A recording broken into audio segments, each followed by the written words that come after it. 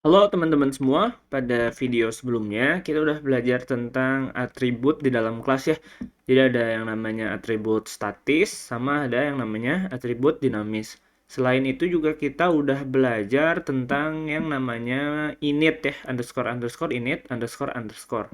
Init itu untuk menginisiasi atribut yang bersifat dinamis dari suatu kelas gitu ya. Di video kali ini kita akan belajar tentang yang namanya itu method, teman-teman. Nah, jadi method itu sebenarnya adalah sebuah fungsi yang terdapat di dalam suatu kelas. Jadi, ya kalau mau buat method, ya tinggal definisiin sebuah fungsi aja. Misalkan manusia itu bisa makan gitu ya. Di sini, nah yang harus diperhatikan juga adalah keyword self. Fungsi-fungsi yang terdapat di dalam kelas itu harus ada keyword self-nya. Karena ini menunjukkan bahwa fungsi ini dimiliki oleh objek dari suatu kelas tersebut gitu ya.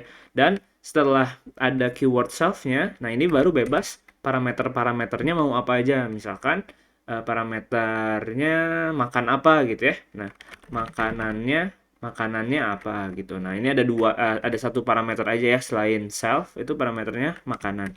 Print aja ya. Metodenya itu cuman ngeprint. Jadi, nah di sini bisa dipanggil nama orangnya gitu. Jadi, ketika kita udah menginisiasi suatu objek dengan nama Elga sama umurnya 18, kita bisa manggil. Jadi, self ya dot name eh, makan, nah terus makanan gitu. Oh, self dot nama ya, ini bukan name. Ini bisa seperti ini dalam pembuatan metode yang sederhana gitu ya, bisa diisi parameter. Terus mungkin kita bikin lagi def, misalkan manusia juga bisa membaca gitu. Ini juga sama self, misalkan buku apa yang dibaca gitu ya. Nah, print, terus f, ininya juga sama ya, self dot nama, terus membaca buku yang berjudul, terus di sini bukunya gitu. Nah, seperti ini teman-teman untuk membuat metode di dalam sebuah kelas. Nah, gimana cara memanggil metode? Kalau ini untuk memanggil atribut ya, atribut dari suatu objek gitu ya. Gimana cara memanggil metode untuk suatu objek? Ini sebenarnya kita untuk metode sendiri teman-teman udah sering banget kita pakai kayak misalkan di dalam list ada metode append, remove, extend, pop, terus untuk string ada metode replace, ada metode lower, ada metode upper gitu ya. Itu tuh udah sangat familiar gitu cara memanggil sebuah metode. Kalau diingat-ingat lagi, berarti misalkan Elga nih kita udah inisiasi manusia ya dengan namanya Elga dan umurnya 18.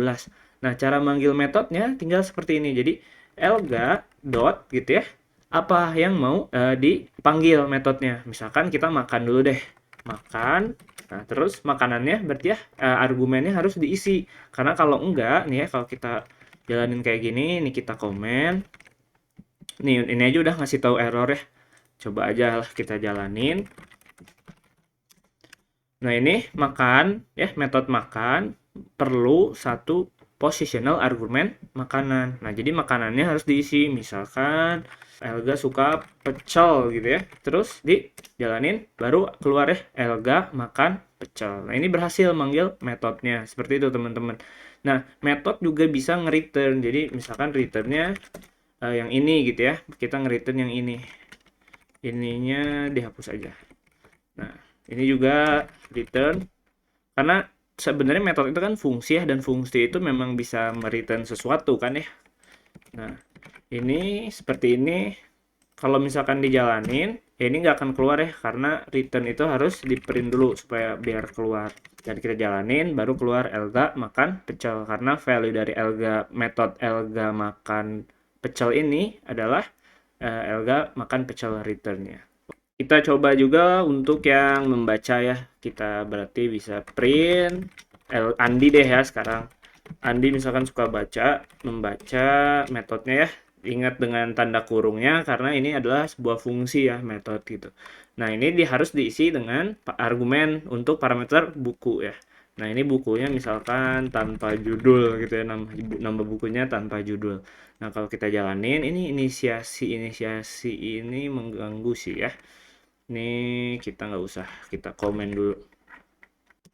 Nah, ini untuk yang pertama Elga makan pecel tetap, dan Andi membaca buku yang berjudul tanpa judul. Nah, ini kayak Inception ya, sedikit berbelit-belit gitu, bukunya berjudul tanpa judul. Nah, ini juga bisa seperti ini. Misalkan ya, kita mau bikin sebuah metode yang namanya berkenalan, terus ini parameter self-nya harus diisi, terus temannya siapa gitu. Nah, temannya ini mau kita isi dengan objek yang sesama manusia juga. Nah, itu bisa. Jadi kayak gini. Misalkan kita mau return dulu ya, self dot namanya. Ini berarti kita berkenalan dengan, misalkan temannya kita isi dulu teman gitu ya, teman.